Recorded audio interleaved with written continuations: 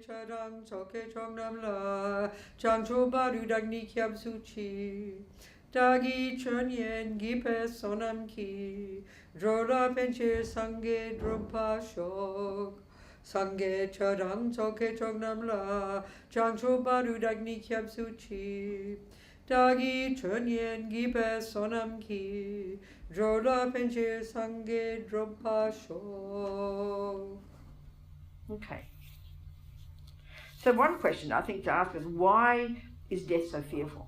Why do we not want to talk about it? Why just the word conjures fear in our mind, you know? And the commonest one is, so first of all, as Rinpoche says, the main reason for fear of death is because of attachment.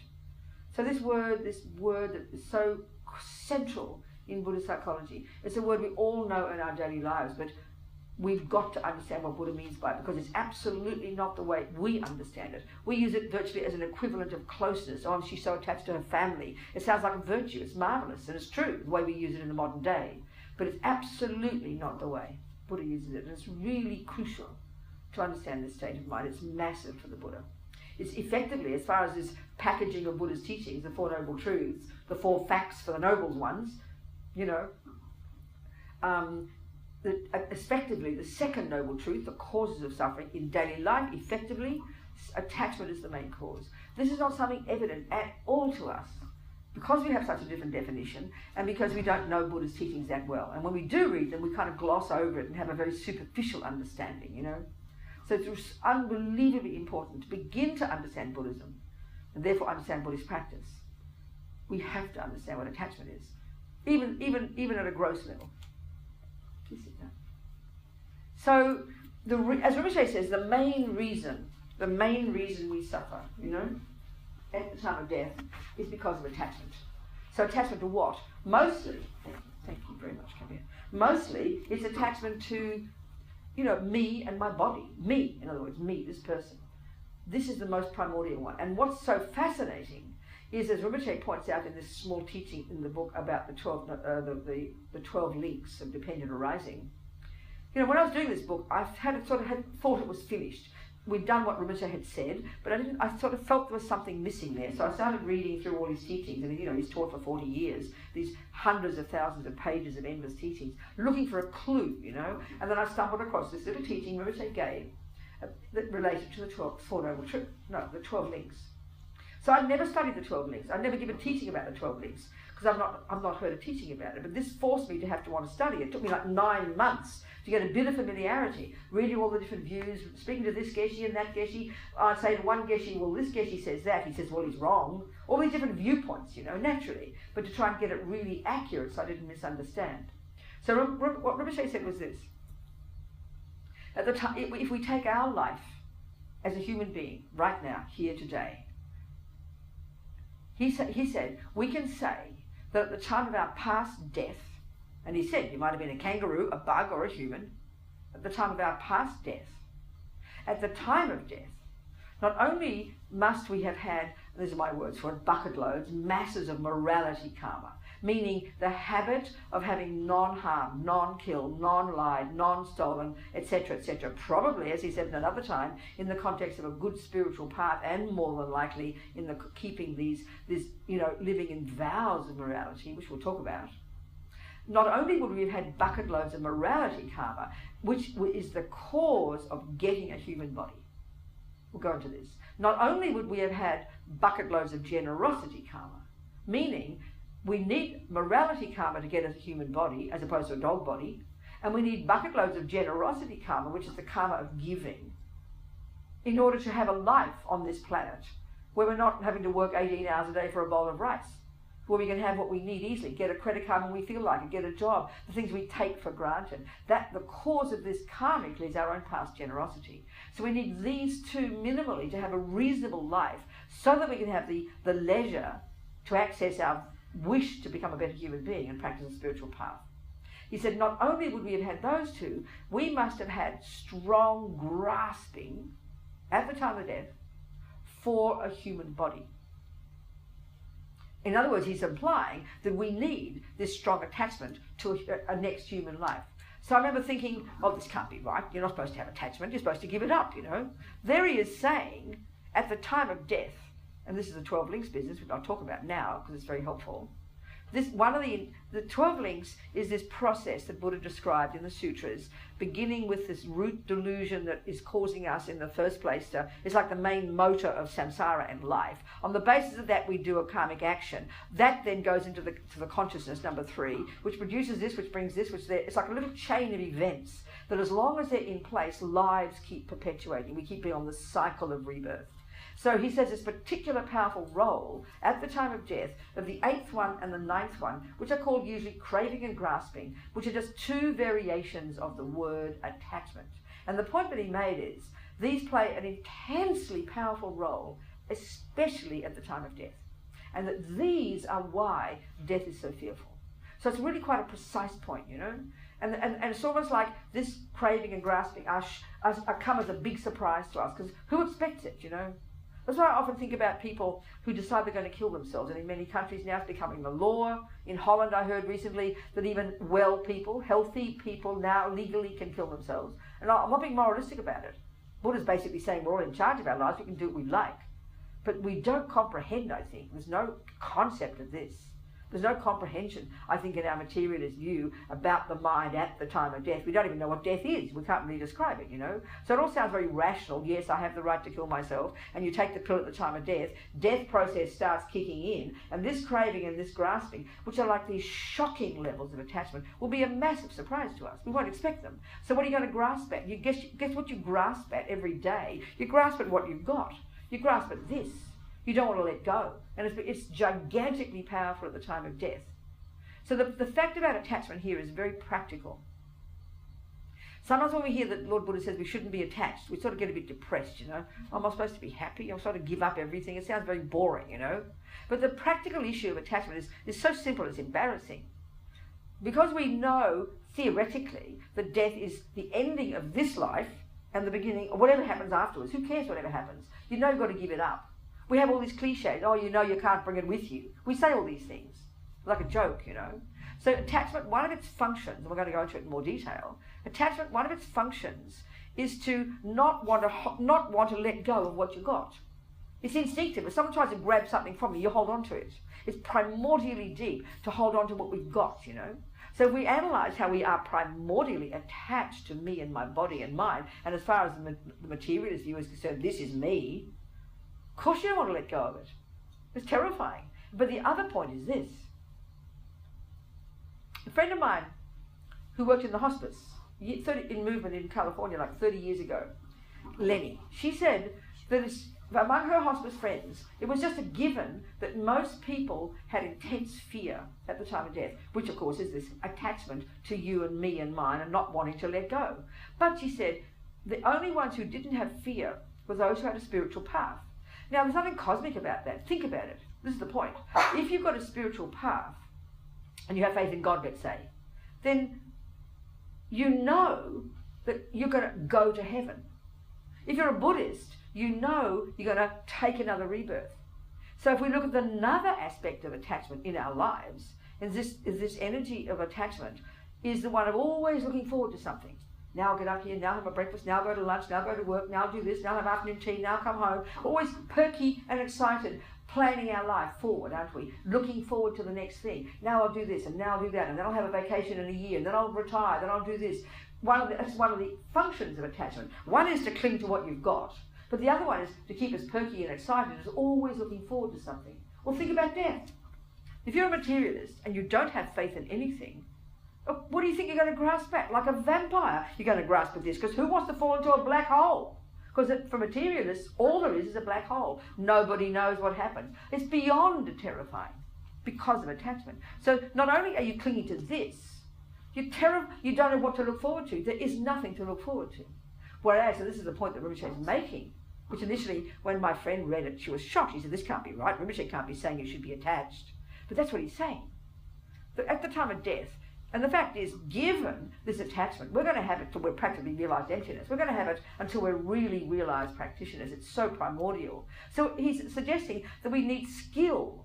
He says at least at the time of death, you can see, in general, in daily life, attachment holding on to something. Because it's impermanent, what's the point of holding on to it? It's like a rainbow. It's disappearing in front of you. So it's a practical issue not to have attachment, not a moralistic one. Oh, you shouldn't be clinging to things. It's practical. How can you cling to something that's changing? It's trying to cling to this flower and giving it, plastic surgery to keep it alive. It's like it's frantic. It's insane. It's demented, It's disappearing in front of your eyes. So when we begin to have that sense of impermanence of ourself, just naturally, you don't cling, because there's no point in clinging. You can't hold on to it. You can't. So when you know this and you practice this throughout your life, then you learn to relax, therefore not have fear. And the bonus is, if you're a Christian, you look forward to heaven. Very sensible. One of the sections of what to do when to help your loved ones, one of the sections is what to talk about. Well, one of the things to talk about to your Christian mummy is talk about heaven. Instead of panicking, she's freaking out, your mummy's miserable, grandma, panicking about having to die, just start telling her how lovely heaven is, how God is looking forward to seeing her, how God loves her. This sounds romantic, but it's so intelligent. Because when you look forward to something, you let go of this one. It's skillful means. So Rinpoche said we must have had this intense grasping, which is the ninth of these 12 links, which kicks in stupendously strongly at the time of death. So he says we must have had this grasping at a human body. I was very surprised to hear this. Very fascinating, actually. So it's skillful means. And as he said, you can see now how attachment to something in this life, holding on to it, they say it's non-virtuous and we just get guilty. It just means it's not practical. You can't hold on to it. It's disappearing in front of you. It's just plain foolish. It'll make you insane. And which naturally everyone does at death because we've practiced attachment all our lives. So that's why death is so fearful. Whereas if you're skillful and recognize you've got this attachment no matter what, then you be skillful. Help your loved one look forward to heaven. Help your Buddhist friend look forward to a perfect human rebirth. Or indeed, look forward to being born in Amitabha's Pure Land or something, which we'll talk about. It was something quite shocking for my mind, to think it this way and see how practical it is. It's practical, Don't hear this stuff as moralistic, or you shouldn't be this and you shouldn't be that. It's practical. And to understand this, we have to understand how attachment functions. And that means we have to know our own minds, and that means that's what daily practice is, Understanding the depth, the profundity, the subtlety, the primordial nature of this attachment and how it runs our lives, Even when we're good people, it's still there. That's the point. So fascinating,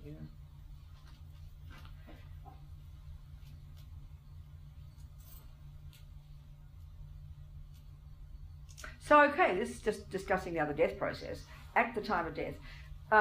When they teach the 8 stages of death, which is from the Vajrayana, and then they teach the 12 links, which is Sutrayana, and they rarely put them together. So you kind of got to, I had to really, with Lama Zopa's teachings, putting these all together, you have to kind of extrapolate how these link to each other, because they all occur about the same time, So the 12 links one is really fascinating. And then, okay, the 8 stages of death, roughly speaking, I don't know if you're all familiar with it, it's in your book, I think, it's in your course notes. And we'll go through it in much more detail. You've got your course notes, everybody? People have got their course notes, right? No, it's okay. I'm fine. That's all right. So this is quite difficult to comprehend. It seems kind of esoteric because it's based upon, as I said, the makeup of the human body and human mind according to the Vajrayana, which of course is similar to the Indian style. Yoga. This is where Lord Buddha got all this stuff from. And it's similar to your medical system in this country. It's similar to the Tibetan medical system. But it's really kind of helpful to understand it. So basically this process, and this is what's practiced, one can practice familiarizing oneself with this in meditation every single day. And as Lama Zopa points out in one of the chapters, which we'll go through, this is particularly powerful in the Vajrayana practices. When we do our practices of visualizing a Buddha, there's a way of incorporating these 8 stages into our meditation every day, where we'll go into this in more detail. And the greatest yogis, one whole section in here is called Death is what the yogis have been waiting for.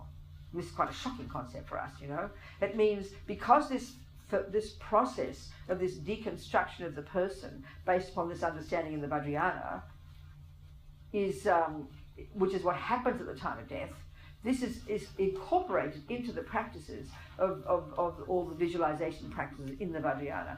So these great, person over here, Samton, yeah. So really to become familiar with this process is really fantastic. Just to go through it, to learn it, to think of it, to meditate on it sometimes. So when death does come, hopefully at least there might be some chance we can become familiar. The greatest yogis actually understand it because they've got their concentration. They've done it every day. And why death is what they've been waiting for? Because this process, that's described, happens naturally every time we sleep. Every time we sleep, it's exactly the same process, except death is a more radical version of it. So the great yogis can do that. But because they've got this capability in their meditation to go from the grosser level of their consciousness, the sensory and the conceptual, utilizing single-pointed concentration, and they can access these subtler levels of their mind, they can replicate this throughout their lives. And so death comes when it's most natural. They're able to just sail through this process, keeping conscious at every level until they eventually get to the very subtlest level. And the reason that's so necessary is because, very simply, the subtlest level of our mind, they call it, we've got gross, subtle and very subtle. These are technical terms. The subtlest level, often known as the clear light mind, that's what they've been waiting for, to get to that level, which is the most potent, capable, if you like, capable level of our own mind, our own consciousness, with which those great yogis can then stay in meditation for a long time in order to get all the realization. It's a really practical thing, not some mystical thing, you know. But at least we can practice it. So we'll go through the stages, maybe not tonight. We'll certainly go through it in detail and discuss it. But the key point about this process here in relation to this grasping business from the 12 links, it seems from reading the teachings, you know, that this grasping, this intense grasping, holding on to whatever you are, the terror of letting go, occurs once this death process has started. So you're very vulnerable anyway, and then your mind, you know, your mind is gradually ceasing to function. And while you can still put two and two together, well, as Rebirth Rinpoche says, when the mind, your gross conscious, when you can still hear things and comprehend some things, but the death process has started, it's then that this grasping is triggered. And the point of the grasping is the activator of the number 2 link, which is the karmic seed that will be triggered from this bank vault, I like to use that analogy, of billions of karmic seeds that we have left in our consciousness from all our countless past actions. And the one that is the one that will determine our next life, weeks later, once you leave, once you've left the body, been in the intermediate state, and eventually your new mummy and daddy hop into bed, the seed that is triggered that will cause that rebirth is programmed before you even stop breathing at this time. So it's a really crucial time. It's not some vague emotional thing, I'll be with granny while she's dying, and make her feel good. It's quite precise, you know. And that's for me what I learned doing this book, having to edit it. You've got to be, it was sort of really helpful to understand this. That it's before you stop breathing. That's when the process starts, and that's when this intense fear kicks in. And it's everybody, until you're highly advanced, you know. And that's why we've got to train our minds in advance by practicing every day, programming ourselves, and planning, in the Buddhist view, literally planning what kind of rebirth you want. I mean, it sounds so funny to say this, you know. We usually either think it's up to God, cross your fingers and God will see that you're a good girl and you'll get a nice life, or, you hope karma sort of works it out. But it's a natural law, and this is why it's so important for us to understand karma, that we are in charge of the process, we're the one who creates it. And there's no judge up there rewarding us or punishing us. That's a massive point. And when we understand this, then we'll see we need to understand karma, live our lives properly, learn to understand impermanence, learn to cut the fear of death, recognizing it's just a naturally simple thing that occurs, know how to navigate this difficult time so we can activate a decent seed even before we stop breathing, so we can then go to another decent life and carry on bopping on our spiritual path. I mean, that's the framework, and that's the framework of all these teachings this week, Are we communicating? Any questions? This is just general overview. We're going to start going into the details. So, you have any questions? To clarify some points? I mean, we're going to go into all this more details, but do you have any questions? All makes sense, doesn't it? No? There seems to be a paradox in it. So what's that? Attachment is kind of yes. harmful. That's right. Yes, we need it. That's right. That's the point. It's so fascinating, Kabir. We've been hearing this for how many years, We've been knowing all these things. And that's why one friend, she read the manuscript. And she said, oh no, Rinpoche can't be saying that. And then I had an extra meeting with Rinpoche before the book finally got designed, and he answered it so clearly. so clearly. It's very, very fascinating. That it kind of, my mind was shocked when I first heard it, because we have this typical view, I'm supposed to give up attachment, got to give up attachment, got to give up attachment, and it's right. But that's the way he said it. It's actually in the notes. Let me just see if I can I borrow your notes? Yeah. Oh, there we go. Thank you. So let me see if I can find the section where he says it. And this, these simple things, I mean, it took so long to get this clear in my own mind so I could comprehend it and not feel some kind of weird contradiction, Well, just let me tell you where it is. It seems like that attachment is empowered by the ethics and the and so forth that you mentioned, and the generosity. Is that right? Yeah, that's what he's saying. But the way he put it, I'll read what he said. This is the one sentence I found in the teachings that then made me have to study it for the next 6 months to understand what I was doing. I mean, I'd never studied it before. You can't just say the words, you've got to know what you're doing. I mean, this is Paul Rinpoche's book, and he's channeling his teachings through his ridiculous students, well, me in this case, so to do it wrong is terrible. So even I read one time something that Rinpoche, that someone had edited, he said, I did not say that, take it out. So really, I can't believe his kindness to allow us to edit his teachings. Oh, my goodness. 25, here we go.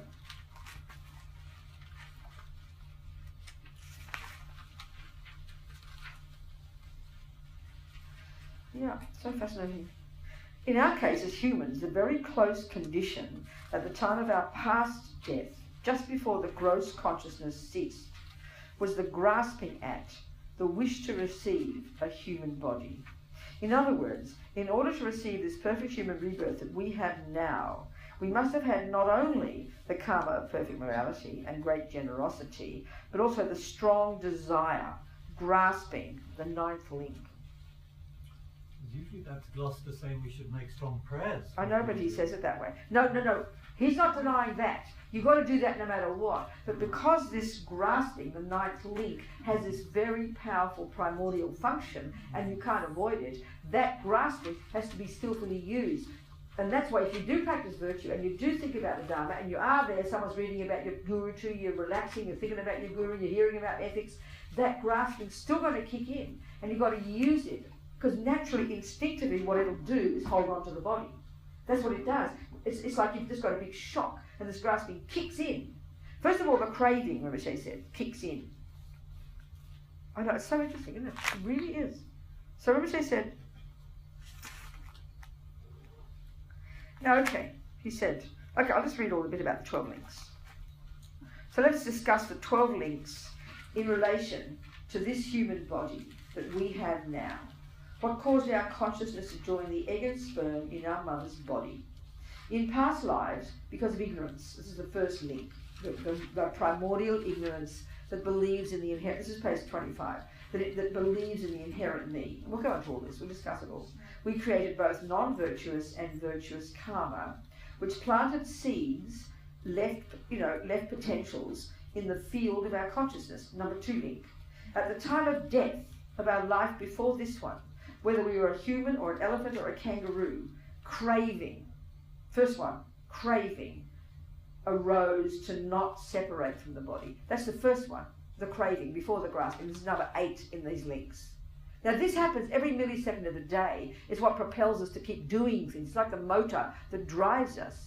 You think, you feel dissatisfied, suddenly you think of chocolate cake, and then you crave, and then grasping makes you stand up and go and get it.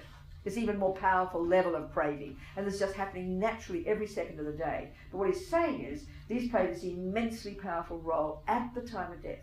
So, the craving is just naturally craving to not separate from your body. And it's so powerful, it takes us unawares, It's more powerful than in daily life, that's the point. And that's what brings fear, that's the point. So then fear arose because of the attachment to not wanting to leave the body. That's what causes fear at the time of death. After that, next one is craving arose, an even stronger form of attachment. This time, Rinpoche says, in our case, attachment to receiving a human body. So, now, in the case of someone who is going to be reborn, he talks about being born in the hell realms, okay? The craving is the same, not wanting to separate from their body, but the grasping is to heat, because they feel very cold. Many times dying people say they feel cold and beg for blankets, but even if you give them 2 or 3, it won't be enough. Their grasping at heat is so strong. So the grasping at heat The grasping, the ninth link, that's the activator of the second link. In this case, the karmic seed. And we all have billions of karmic seeds. It seems like the way Buddhism talks. There's nothing we ever do and say and think that doesn't like leave an impression, leave a seed, doesn't program our consciousness. So I like to talk about all our bank vaults and billions of karmic seeds. And so the point is with this grasping, if you're intensely grasping, craving at this life and then grasping at heat, that grasping, he's giving an example, that can activate a negative seed in the number 2 links, the number 2, for a negative seed which will cause that person to get a rebirth, as he's talking here, as a hell being. I mean, sounds very great, doesn't it? The grasping is the, so okay. But in our case, so that's why we've got to train our minds by practicing virtue, by practicing every day. And this is why, too, that, again, it kind of came as this interesting insight for me, as I'm learning about karma all my life. I talk about karma, but you sort of, I never thought to think, okay, what kind of birth do I want? Not just not say what kind of birth do I want as a Buddhist, but to decide I'm going to make sure I plan for that one. I mean, if I'm going to come to India, which I did, here I am, guess what? The first thing has to be, I want to come to India. But I don't just say that, I've got to then go and get an air ticket, don't I? But karma's that simple. So you've got to say what kind of rebirth you want. Program your mind throughout your life, you want a human rebirth. You don't just say, oh, I want a human rebirth and cross your fingers. Then because of the law of karma, Lord Buddha's one of his main teachings, which we're going to talk about, I then got to say, well, how do I get the ticket to a human birth? What's the cause? Well, the cause is practice morality. The cause is practice generosity. And then at the time of death, because I program my mind throughout my life, then the grasping is kind of like, it's going to kick in no matter what. That'll go to that idea. It seems to be that. It'll go to that. I mean, still even when I think about it, I can't quite get it all put together, It's quite complex. But he's saying it so clear, and I checked it with him before the book went to before I designed it, In other words, that's what he says, So when we understand that attachment to this life is never virtuous, meaning it's not practical. Attachment wants to hold on to something. You can't hold on to it. When we understand impermanence, we know it's like trying to hold on to a rainbow, like I'm saying, or hold on to water. You just can't. That's the meaning. But as soon as we hear it's not virtuous, we kind of get guilty. But it's practical, because things are impermanent. That's why we've got to understand impermanence at the most basic level. It's like, it's just plain foolish to try and hold on to something that is changing in front of you. That already is something profound, and we live our life that way, we'll be much happier. Because we'll accept impermanence, we'll accept old age, we'll accept the wrinkles and the fat around the belly and the double chins, Do you understand? We'll accept it instead of wishing it wasn't happening, which is what attachment does. It wants to hold on to some fantasy. So living our lives like this is the best way to be ready for death, because you're used to letting go of it, letting go. So death isn't, so when this craving and grasping kick in and you have practice and you've got your beloveds next to you singing your prayers and talking to you about your guru, holding your hand basically, then you will be able to, let go of the fear and then look forward to the human birth. Literally, like look forward to it. One of the things Rinpoche says, as I mentioned, one of the sections of practices to do to help your loved one while you still got, you put 2 and 2 together, in the weeks and months before death. This is all framed for a gradual death, Then one of the things you do is to talk about, if they're Christian, talk about heaven, describe heaven, talk about God, because there's the mind freaking out. The person doesn't know what to think. Mummy's a bit kind of, she's losing the plot, she's worried, she's holding on, she's feeling guilty. All our minds are like this. So you give her things to think about that can be helpful to her. You use this attachment which wants to look forward to something so she can release letting go of it, so she can release this one, It's just practical. But like I said, it's true. He's surprised, everyone I say it to. And it really shocked me to try and get it that clear. So I had to talk to him, to ask him. But when you understand it, it's skillful means, In other words,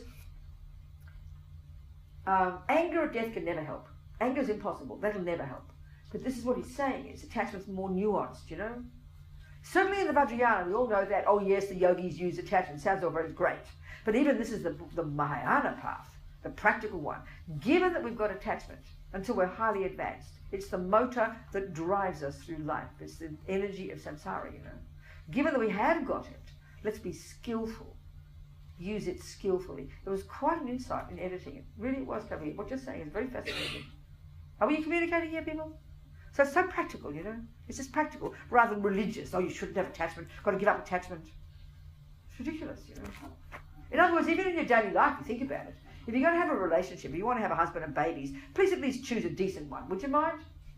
If you're going to use some, unless you're a great practitioner, don't choose a guy who's going to beat you up every day, If you're a great practitioner, fine, you'll use it. But being an ordinary person, at least be attached to a moral person who can help you stay on track and you help each other stay on track and practice morality. How skillful, isn't it?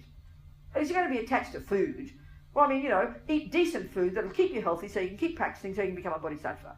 There's no point in being attached to things that are going to harm you, So it's skillful means. But we're not used to hearing it this way. Well, attachment's wrong, shouldn't have it, got to give it up. It's not a contradiction. Like he said, it's like a paradox. So we've got to be really skillful in our understanding of it.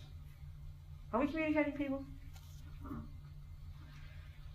So we'll go into this in more detail later as we go along, So the first one to talk about, as we all know, from our teacher's advice, as expressed in this Lam Rim, which Lama Zopa expresses so clearly. Let's go through that. This is a way to take the teachings about impermanence and apply them in daily life. Because it's obvious we're going to die, but so the only way to, it's not just a question of preparing for the time of death, like buying your coffin and organising the flowers and knowing the prayers you're going to say. That's fine, but that's not the issue here. And it's not even a question of only going through the death process and only thinking about death. The crucial, obvious, reasonable way to prepare for death first is to live your life well. It's obvious, It's like you got a driving test in a month. Oh, I'll be okay on the day. I won't think about it. I don't think so. You have a panic attack. The way to prepare for your driving test in a month is start driving right now. It's kind of obvious, And that's the same here. To prepare for death is to start living your life well in the framework of the fact that you will die. So this very first teaching of our teachers, it's expressed in the Lam Rim, is so practical. It's 3 points we need to familiarise our minds with. So the first one is that death is definite. Now this sounds really obvious. It's like, excuse me, I already know this. Can you give me something more exciting to think about? Well, no, Buddha says, I'm sorry, you don't know it. We're as thick as posts, Even though intellectually we know death is definite, and nobody in this room would dare to admit they're not going to really die. But emotionally, experientially, because we have in the mind this deep, deluded assumption, as Lama Zopa calls it, it's called grasping at permanent need. It's so instinctive that we don't ever question it, we don't articulate it, we don't notice it, it's just primordial. Default mode, we have this deep assumption that it's as if we won't die, even though intellectually we know it's not true. And that's because of this attachment. Again, it seems to me this massive attachment to who we think we are. We can't stand the thought that somehow I won't exist. This is too unbearable for us, because we identify so primordially with this package right here, which is attachment. So a teacher wants us to, very practically, he just says, okay, let's start thinking about impermanence. But he gets us to think about death. This one right between the eyeballs, to get us to, also his agenda is to give us a wake-up call, not to waste this precious life. So the first point is, there's 3 main points. The first is that death is definite. So then you go, well, how am I supposed to think about that? They talk about how to meditate on this. And we have a very, it's very important to, I think, hear the meaning of the word in Tibetan, the translation of the word, the verb to meditate. It's quite a surprise to us because we have many conceptions of what we think meditation is that we make very concrete. The word to meditate, and I don't speak Tibetan, but this is what apparently it means, is the word gom, and it literally is translated as to familiarize, to become familiar with. Well, I think we call that learning.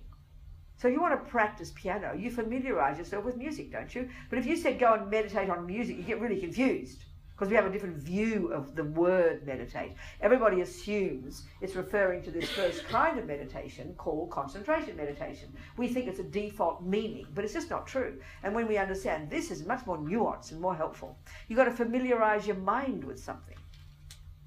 That's really what you're doing as a Buddhist. You're familiarizing your mind with Buddha's views, and you're making them your views about the world, about yourself. It's very practical.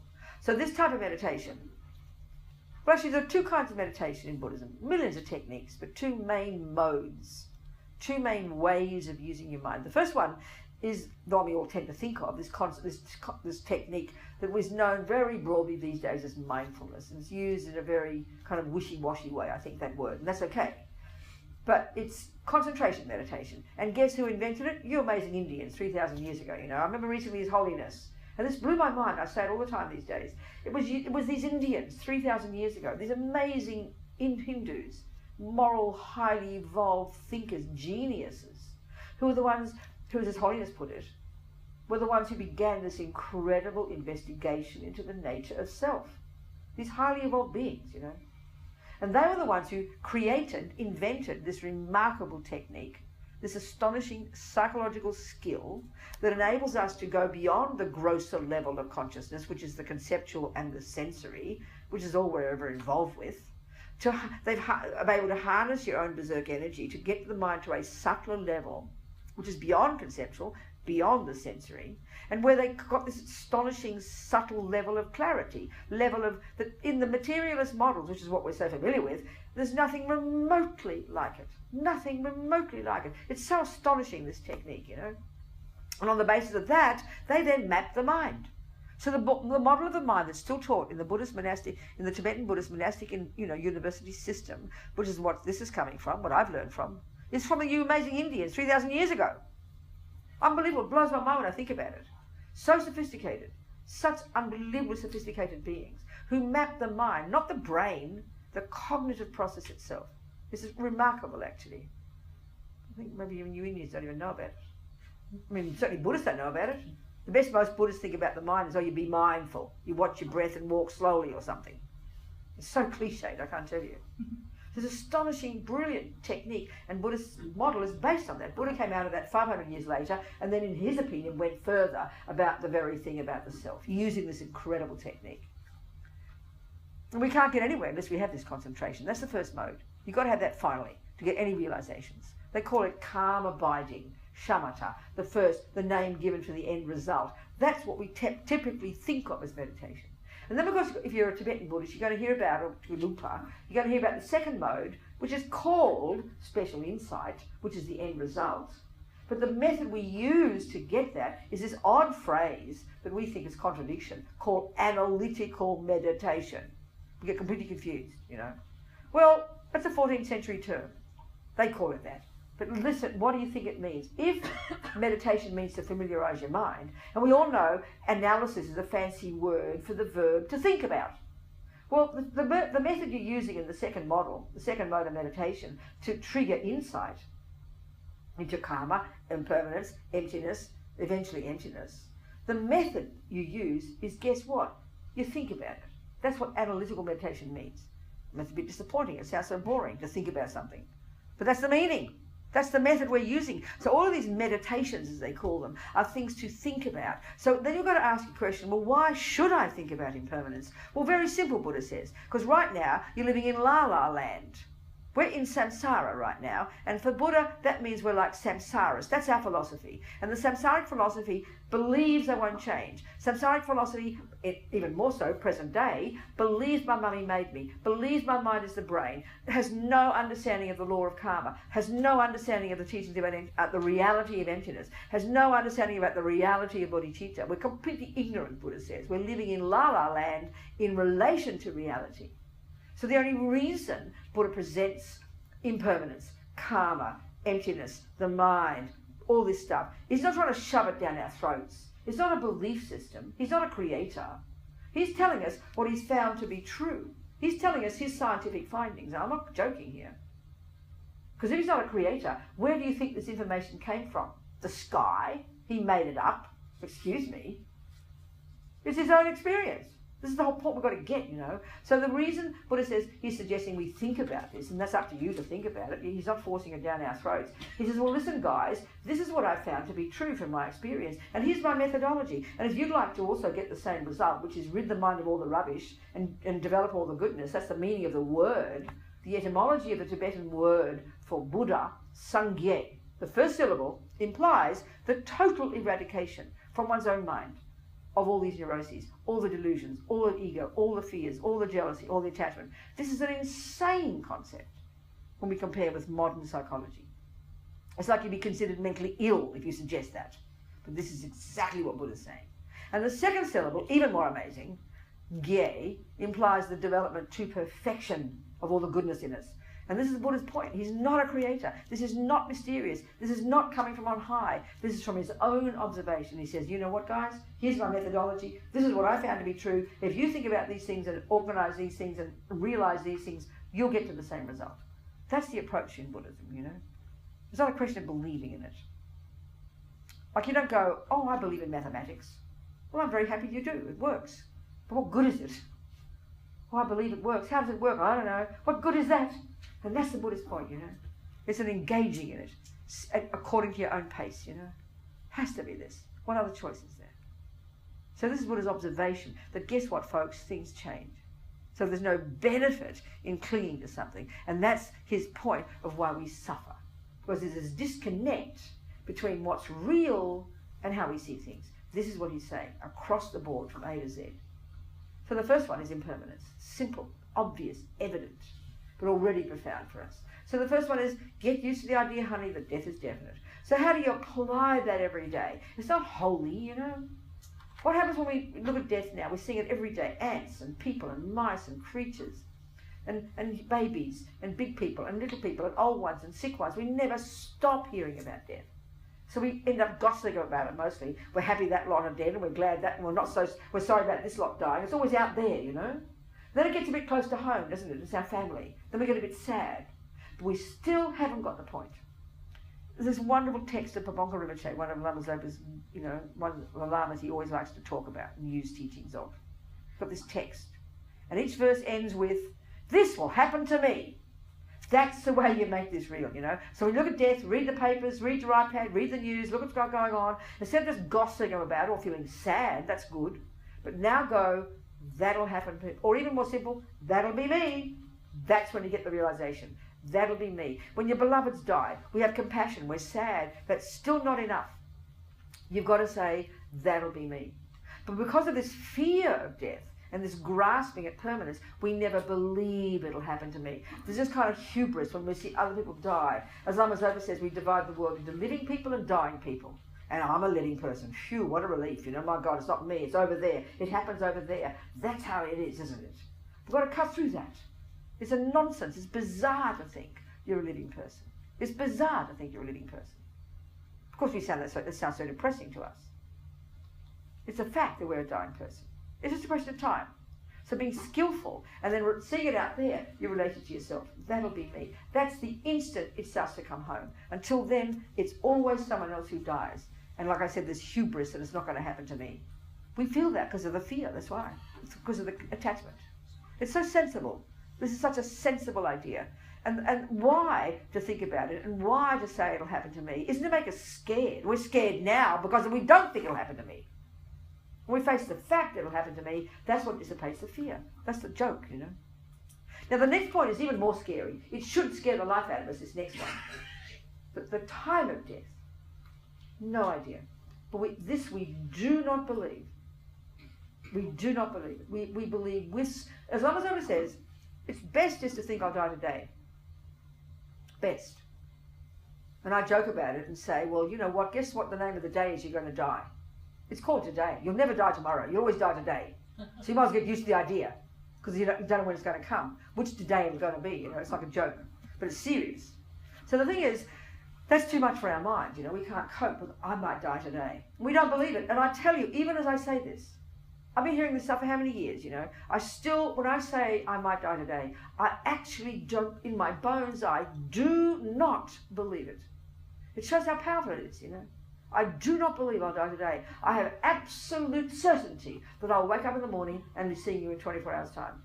You hear what I'm saying, don't you?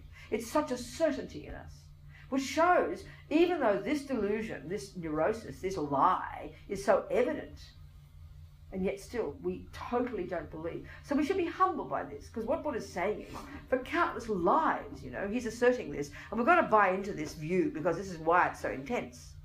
You didn't learn this from your mother. This is one of the primordial lies. And this is a deeper lie. This is a gross lie. This is an evident lie. This is one word of talking. Buddha's saying all these neuroses in our mind are plain old lies that we've been believing in for so long. That's what he means by being in samsara, buying into these nonsense, because the poor old ego can't stand the thought. You know, so we've lived in this lie for so long that now it appears to be the truth. So the second one is so powerful, just to remind ourselves every day, not to get scared, but to try to get this wake-up call. And even when, the point is, it's such a joke when we think of as permanence. Even when you're told you're dying, now we think that's permanent. I mean, a couple of stories I always tell, it's hilarious. We are hilarious. Like a friend of mine on death row, Frank, in Kentucky, he's got his death date organised. It's got to go 3 or 4 years, so you can plan it. I mean, they can plan their death, you know. But what happened? He gets leukemia, and it kills him in a month. He got a big surprise, you know. Even when you feel like you're certain of when you're going to die, still it comes up, something comes up different. Another example, even more hilarious, my dear friends. They're my dear friends. I was sort of embarrassed saying this story because they're my friends. They're Buddhist. They're divorced. And the husband was young, like 40. And he had this virulent, she discovered he had this virulent cancer and he'd be dead in 2 months. So they decided to go back together so she could help him die. You know? So she's helping him die. 1 month, 2 months, 3 months, 4 months, 5 months. He doesn't die. So he becomes a living person again. And they start fighting again. And she has to leave him again. She was waiting for this definitely. So death is, even then you think death is definite. You know, it didn't happen. And now he's a living person again. I mean, we are ridiculous, aren't we? You understand? Expecting him to die in 2 months, believing it's going to happen. And it didn't. So they had to divorce again. Do you understand? I mean, it's not funny. She's my friend, you know. But this is how primordial we are in our mind with our assumptions, you know. We don't notice these assumptions. We just live on autopilot, you know. So, and the thing about the time of death is certain. The time of death is uncertain. There's so many tricks you can use for your mind to see how foolish we are, you know. But then one of the things is, then we think, well, if I could die today, we then say, well, what's the point? Why bother? Why have a job? Why have a baby? Why have a husband? Why do anything? Why not just sit back and wait to die? That would seem a reasonable assumption. And why is because the assumption we do have is that we will last forever. So if we're going to die today, we'll say, well, why bother? But that's not true. I remember, you know, if you go on a holiday, even a week, let's say a week's holiday, you know it's only a week. You know it's only a week. You know when you get into the hotel, you've only got a week. And guess what? You don't say, well, what's the point of going? It's only a week. Why bother?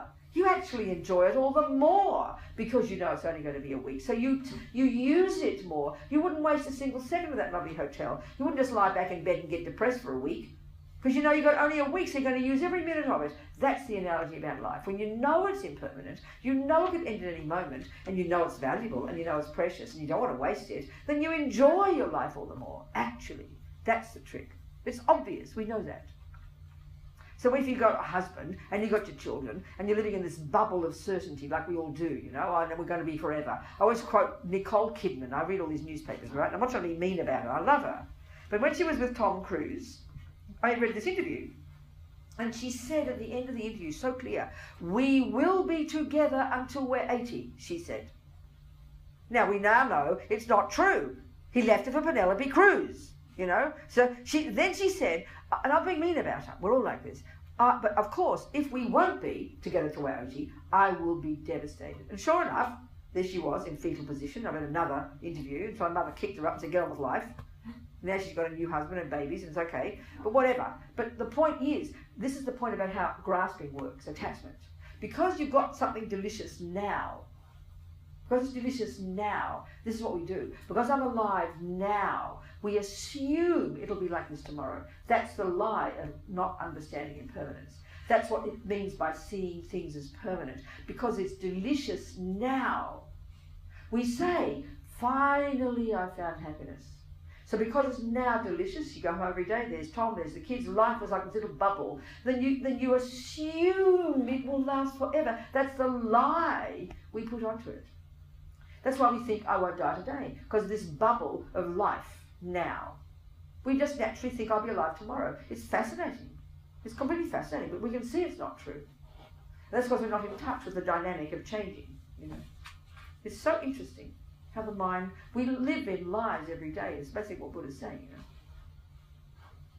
So to get used to this idea that you don't know when death is coming, it should scare the life out of us. It should, if we're really doing it properly. So the point of, what's the point of this? What's the point? The third point is the point. That's the action point. The third point is the point of all this. At the time of death, when it comes, at that moment when my mind will leave this body, this life, this husband, these children, this package, what is important? This is the action point. And of course, this is taking Buddha's teachings. So there's a series of givens here. So given Buddha's view that our consciousness, our mind, and these words are used synonymously, virtually in Buddhism, given that this consciousness of ours, they talk about it as a mind stream. Think of it as like a beginningless river of mental moments. It is beginningless, as mad as it sounds to us. And given that this consciousness of ours is endless, number one. Number two, crucially, given that every millisecond of what we think and do and say sows seeds in our consciousness, leaves imprints in our consciousness, programs our consciousness. In fact, the Buddha would say there's not a millisecond when we're not programming our consciousness. This is called karma. We'll go into this. Given that this is just naturally what happens, and that every one of these seeds just naturally will ripen in the future, further down the track, in this endless continuity of mental moments, as our experiences. Like His Holiness one time said that karma is like self-creation. This is Buddha's amazing point, you know. If you're a materialist, you believe mummy and daddy made you. And if you're a Christian, you believe God made you. If you're a Hindu, it seems to me you've got a bit of both. It's kind of fascinating. There's some kind of original source, but you also go on about karma. But for Buddha, it's very clear. There's no creator. There's no boss. You're not the handiwork of someone else. You're the handiwork of your own self. It's a pretty intense concept, and it takes us time to hear this, you know. But this is Buddha's deal. We are the creators of our own reality. So every millisecond of what we've said and done and thought does leave seeds and will ripen as our experiences. Now, more crucially, given that every negative action will leave a seed that will ripen as our future suffering, and we're going to look into these terms, you have to understand them. And given that every second of my positive actions will ripen as my future happiness, and then following finally, logically, guess what, mate, I don't want suffering and I do want happiness, then it follows logically, conclusion, at the time of death, the only thing that will be any help to me at that second is the virtuous seeds in my mind from my past virtuous actions. Don't hear it as moralistic. It's a totally practical thing. It's practical. Hear it like this, practical. So it follows logically, because I do want happiness at whatever level, we'll go into this, then I'd better start right now sowing my virtuous seeds, pulling out my negative ones and sowing my virtuous ones. This is the meaning of practice, you know, the most basic level. It's logical.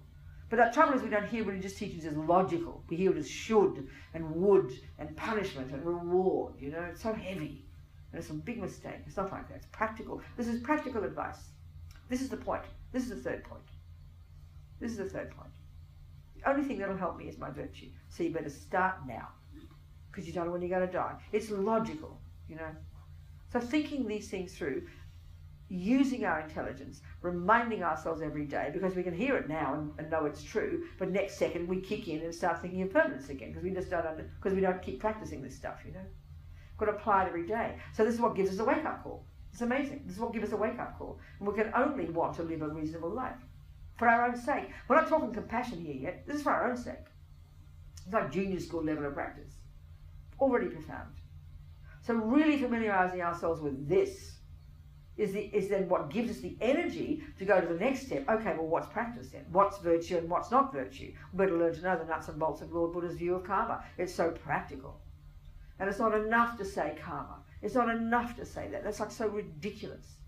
It's not enough to say I believe in botany. You've got to know how to apply it, which means you've got to have the nuts and bolts of botany. What seeds to plant, what things to pull out. It's practical. And this is what's so marvellous, I would say, about, you know, His Holiness, the Tibetan Buddhists. They've got this marvellous body of knowledge. It's still living, vibrant and real and tasty, and not just religious belief business, you know, which is how we think of religion. It's so insulting. It's like real advice.